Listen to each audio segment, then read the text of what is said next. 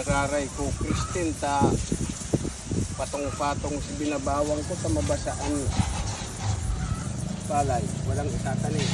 Mawara na lang ang bagas, ang banni. Masakit mawara ang binni, bagas, magtungod kang sarong sako, tagal na. Yung binni, mahalon, 1.8. Magbili kang binni, 40 kilos, 1.8.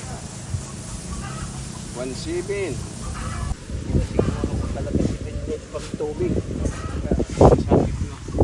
Walang binni. Dapat sana nakatanim. Tagal na.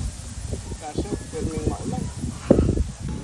Ganyan lang ang paglilinis ng palay na binni. Sakripisyo. Limpia. Limpian mo talaga ta. Hindi mo limpian, akala mo may buk na. Ito pala mga ata. Ganyan talaga ang magsasaka. Ganyan ang buhay.